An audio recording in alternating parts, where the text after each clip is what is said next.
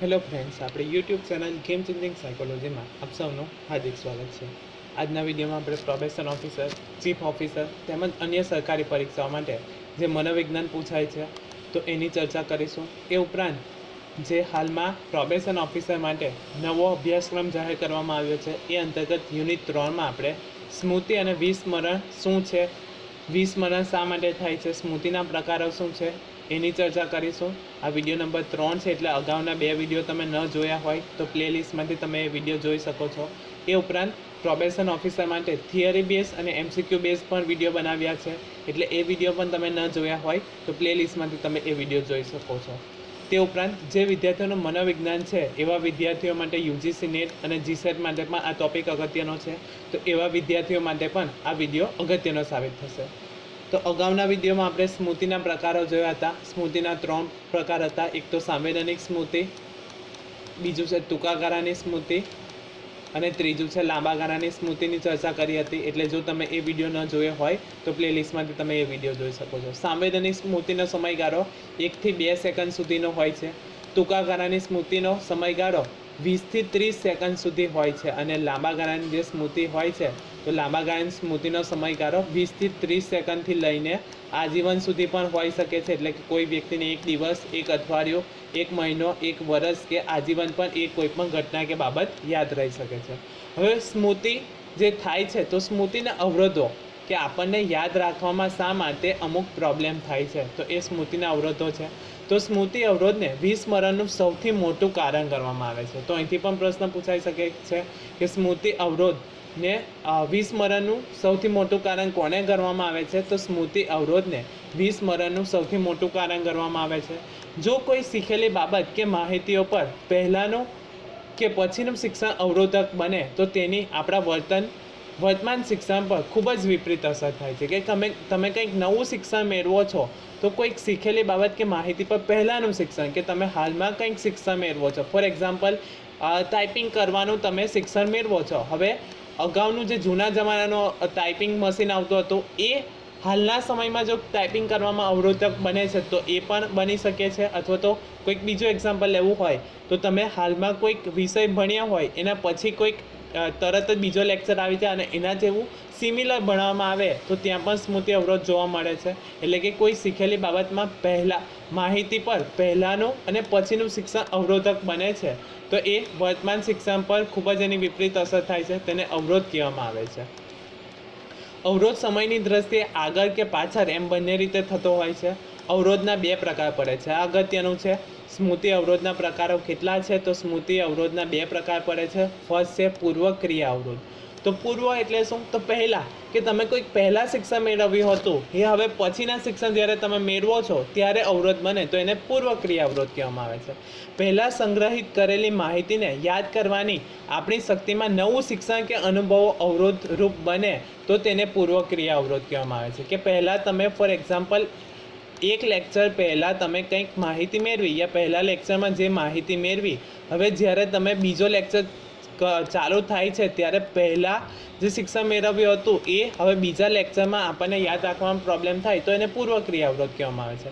કે પહેલાં સંગ્રહિત કરેલી માહિતીને યાદ કરવાની આપણી શક્તિમાં નવું શિક્ષણ કે અનુભવો અવરોધરૂપ બને તો તેને પૂર્વ ક્રિયા અવરોધ કહેવામાં આવે છે। ફોર એક્ઝામ્પલ પહેલા તાસમાં મનોવિજ્ઞાન શીખ્યા હોય અને બીજા તાસમાં સમાજશાસ્ત્ર શીખીએ તો સમાજશાસ્ત્રના શિક્ષણને કારણે મનોવિજ્ઞાનની શિક્ષણની બાબતમાં આપણને ઓછી યાદ રહે તો પૂર્વ ક્રિયા અવરોધ કહેવામાં આવે છે। ટૂંકમાં સિમિલારિટીના કારણે જે પહેલું આપણે શીખ્યા હતા એ યાદ રાખવામાં બીજું જ્યારે આપણે શીખીએ છીએ ત્યારે પ્રોબ્લેમ થાય તો એને પૂર્વ ક્રિયા અવરોધ કહેવામાં આવે છે। શોર્ટ એન્ડ સ્વીટમાં એટલું યાદ રાખવાનું કે પહેલાં જે શિક્ષણ મેળવ્યું હતું એ શિક્ષણને યાદ રાખવામાં હવે પછીનું શિક્ષણ જ્યારે આપણે મેળવીએ છીએ ત્યારે અવરોધરૂપ બને તો એને પૂર્વ ક્રિયા અવરોધ કહેવામાં આવે છે।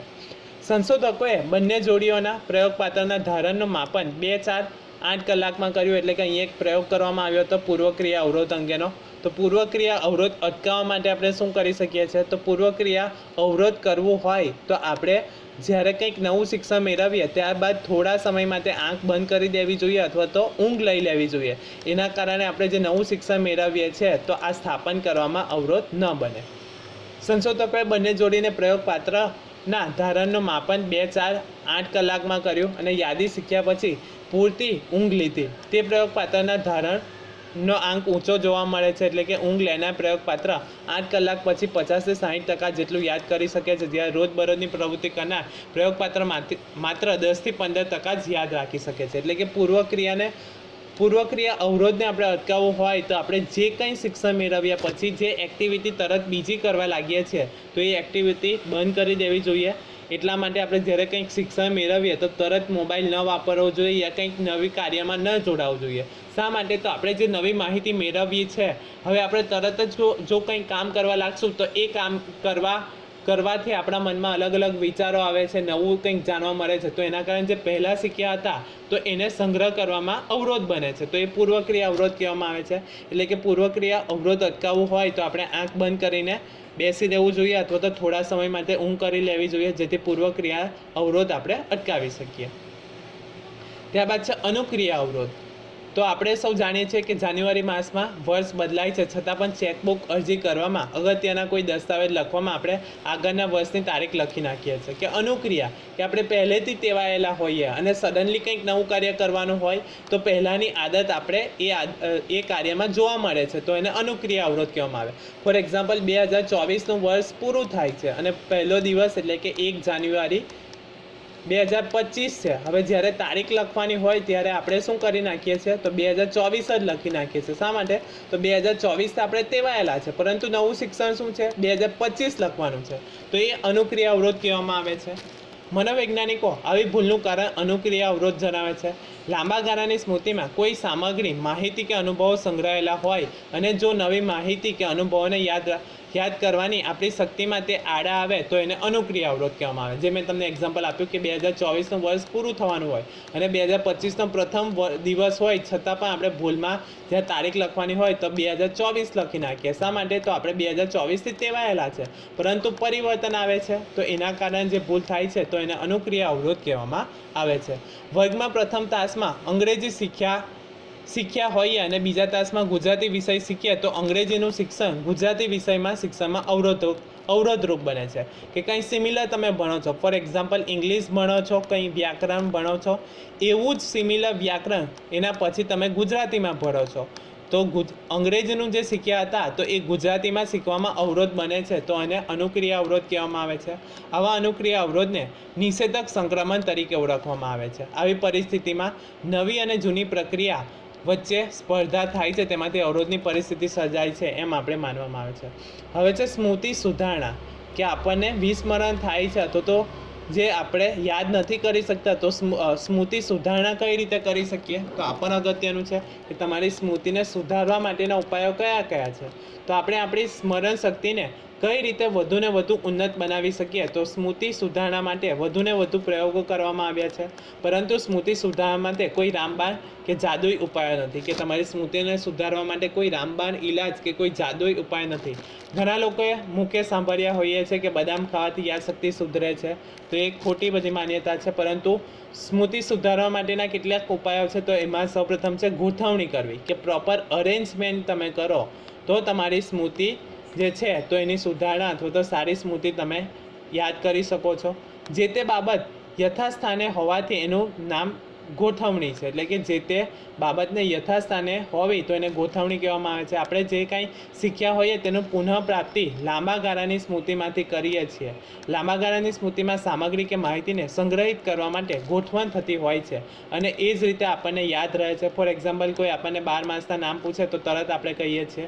એ જ રીતે ગોઠવણી, ફોર એક્ઝામ્પલ ઘણા બધા કોઈક શાકભાજીના નામ આપ્યા હોય, કોઈ ફળોના નામ આપ્યા હોય, વાહનોના, શહેરના નામો આપ્યા હોય યા ગામડાના નામો આપ્યા હોય તો પ્રોપર તમે કઈ રીતે ગોઠવીને યાદ કરી શકો.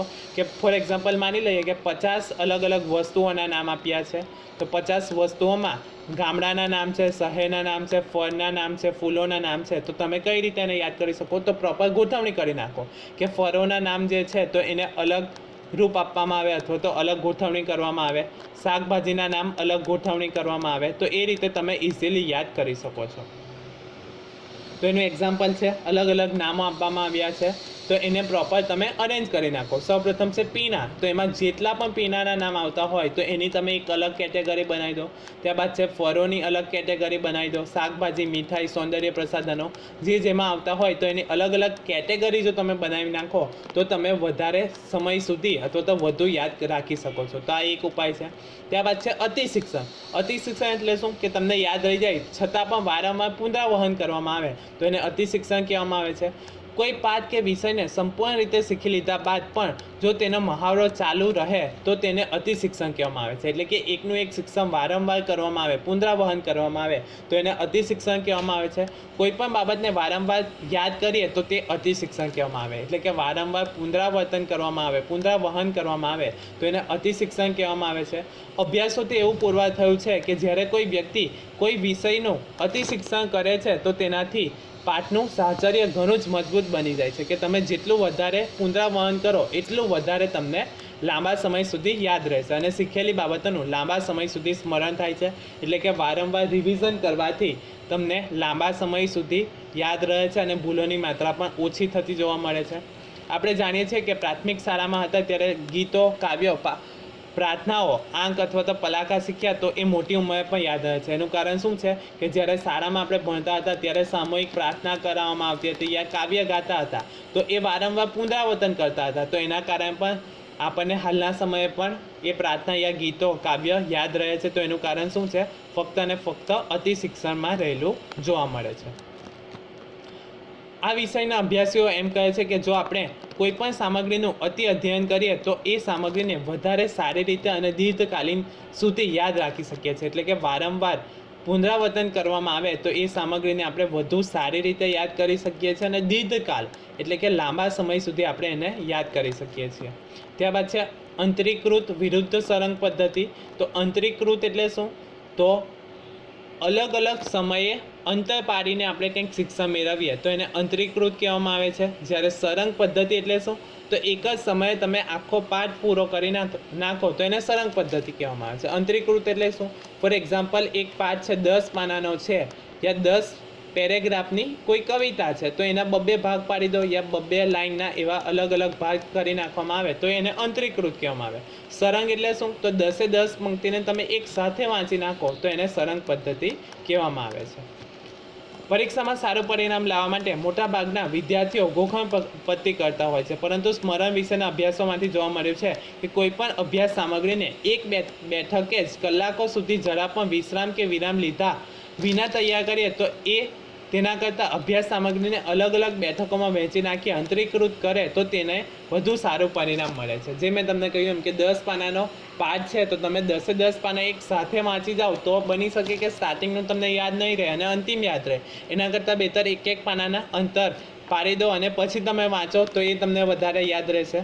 અંતરીકૃત પદ્ધતિ કારક કૌશલ્ય શીખવા તેમજ તથ્યો અને માહિતીના શિક્ષણ બંનેમાં ઉપયોગી સાબિત થાય છે. સંગીતનું શિક્ષણ લેનાર વિદ્યાર્થી જાણે છે કે અઠવાડિયામાં એક દિવસ સરંગ રિયાઝ કરતાં દરરોજ 1 કલાક રિયાઝ કરે તો વધારે ફાયદો થાય છે. તો અંતરીકૃત એટલે શું? તો કોઈક શિક્ષણ જે તમે મેળવો છો તો એમાં અલગ અલગ ભાગ પાડીને તમે શિક્ષણ મેળવો તો એને અંતરીકૃત શિક્ષણ કહેવામાં આવે છે. સરંગ પદ્ધતિનું શિક્ષણ એટલે શું?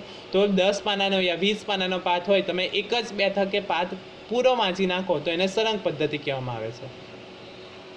ત્યારબાદ છે મનન વિરુદ્ધ પુનઃ વાંચન. તો મનન વિરુદ્ધ પુનઃ વાંચનમાં મનન વધુ લાભદાયી છે કે ઘણા વિદ્યાર્થીઓ પરીક્ષાની તૈયારી કરતા હોય તો સતત પાઠ્યપુસ્તકો કે નોટ વાંચ્યા કરે છે પરંતુ આ સંશોધનોથી એવું સાબિત થયું છે કે જો તમે તમારા અભ્યાસમાં થોડા સમય માટે મનન આપો તો પુનરાવહન સારું કરી શકો છો. એટલે કે મનમાં તમે જે વાંચ્યું હોય એને મનમાં ફરી રિકોલ કરો તો એને મનન કહેવામાં આવે છે. ફોર એક્ઝામ્પલ, તમે એકાદ પાનું વાંચ્યું અને ફકરો વાંચ્યા પછી મનન કરો છો તો એ તમને વધારે યાદ રહે છે.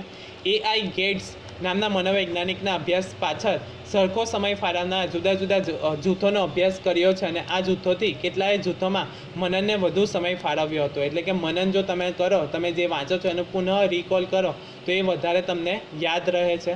ત્યારબાદ છે પ્રથમ અક્ષર પદ્ધતિ. તો આ અગત્યની છે પ્રથમ અક્ષર પદ્ધતિ. ફોર એક્ઝામ્પલ, કોઈ 10 મુદ્દાઓ આવે છે તો 10 મુદ્દાને તમારે ક્રમમાં યાદ રાખવા હોય તો આપણે શું કરીએ છીએ તો પ્રથમ અક્ષર જે આવતો હોય તો એનો એક ક્રમ બનાવી દઈએ છીએ, તો એને પ્રથમ અક્ષર પદ્ધતિ કહેવામાં આવે છે. ફોર એક્ઝામ્પલ મેઘધનુષના 7 રંગ જે છે તો એને આપણે જાની વાલી પીનારા તો એ રીતે યાદ કરીએ છીએ, તો એને પ્રથમ અક્ષર પ્રયુક્તિ કહેવામાં આવે છે. એટલે જાંબલી, નીલો રંગ એ રીતે તમે પ્રથમ અક્ષરની જે કી બનાવો છો તો એને પ્રથમ અક્ષર પ્રયુક્તિ કહેવામાં આવે છે. આપણે ઘણી બધી માહિતીને કે કોઈ પ્રશ્નોના જવાબોને યાદ રાખવા માટે કોઈ શબ્દ અથવા તો શબ્દ સમૂહ બનાવીએ છીએ તો એ આપણને સહેલાઈથી યાદ રહે. જે મેં તમને કહ્યું એમ કે 10 મુદ્દા આવતા હોય કોઈ લોંગ ક્વેશ્ચનમાં તો 10 મુદ્દાને યાદ રાખવા માટે આપણે જે એનો પ્રથમ અક્ષર આવતો હોય એના પરથી જે કી બનાવીએ છીએ તો એને પ્રથમ અક્ષર પ્રયુક્તિ કહેવામાં આવે છે. જેમ કે મેઘધનુષના 7 રંગો હોય તો એને યોગ્ય ક્રમમાં યાદ રાખવા માટે જાનીવાલી પીનારા શબ્દ પરથી આપણે એને યાદ રાખી શકીએ. ત્યારબાદ છે PQRST પદ્ધતિ, ખૂબ જ અગત્યની પદ્ધતિ છે. અહીંથી પ્રશ્ન પૂછાઈ શકે છે PQRST પદ્ધતિ કોના દ્વારા વિકસિત કરવામાં આવી હતી? તો થોમસ અને રોબિન્સન દ્વારા PQRST પદ્ધતિ વિકસિત કરવામાં આવી હતી. તો આ નામ યાદ રાખવાનું છે. PQRS પદ્ધતિ કોના દ્વારા વિકસિત કરવામાં આવી હતી? તો થોમસ અને રોબિન્સન દ્વારા કરવામાં આવી હતી. આ પદ્ધતિનો મૂળ ઉદ્દેશ્ય પાઠ્યપુસ્તકની સામગ્રીનો સ્મરણ ક્ષમતા વધારવાનો છે, એટલે કે તમારી યાદદાસ્ત વધારવા માટેનો છે. તો P એટલે કે પ્રિવ્યુ, Q એટલે question, R for read, S for self recitation અને T ફોર ટેસ્ટ. તો PQRST પદ્ધતિ અગત્યની છે. P for preview, Q for question, R for read, S for self recitation અને T ફોર ટેસ્ટ. તો સૌપ્રથમ છે પ્રિવ્યુ એટલે કે પૂર્વ કથન અથવા તો પૂર્વ દર્શન કરવામાં આવે. તો આ અવસ્થામાં વ્યક્તિ પાઠની વિષય સૂચિનું અવલોકન કરે છે અને ત્યારબાદ પાઠના મુખ્ય શીર્ષકો અને ચિત્ર કે આકૃતિને ધ્યાનથી જુએ છે અને અંતમાં અધ્યાપન સારાંશને વાંચીને કોઈ અધ્યયનમાં સામેલ મુખ્ય સામગ્રીઓ વિશે અનુમાન કરે છે. ત્યારબાદ છે ક્વેશ્ચન એટલે કે પ્રશ્ન પૂછે છે કે આ અવસ્થામાં વ્યક્તિ વિભાગનું શીર્ષક તથા તેના અંદર રહેલા પેટા શીર્ષકોને વાંચીને તેને પ્રશ્નના રૂપમાં ફેરવે છે.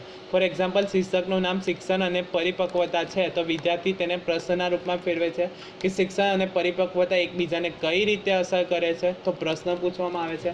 ત્યારબાદ છે વાંચન કરવામાં આવે. આ અવસ્થામાં વ્યક્તિ વિભાગની સામગ્રીનું વાંચન શરૂ કરી દે છે અને મુખ્ય શબ્દ અને વાક્યોને રેખાંકિત કરે છે કે જે પણ કોઈ અગત્યના પ્રશ્ન યા વાક્ય હોય તો એની નીચે અંડરલાઇન કરવામાં આવે છે. ત્યારબાદ છે સ્વપઠન અથવા તો મનન. તો આ અવસ્થામાં વ્યક્તિ વિભાગોને વાંચવાનું પૂરું કરીને તેના મુખ્ય ખ્યાલો અને વિચારોનું મનમાં મનન કરે છે અને આ પ્રકારની આત્મપઠનની વ્યક્તિને પોતાની સ્મરણની ખામીઓ અને ખૂબીઓની ખબર પડે છે. એટલે કે આપણે જે વાંચ્યું એમાંથી આપણને કેટલા ટકા યાદ રહ્યું છે એ સ્વમનન અથવા તો સ્વપઠન દ્વારા આપણને એ ખ્યાલ મળે છે. ત્યારબાદ છે ટેસ્ટ લેવામાં આવે છે.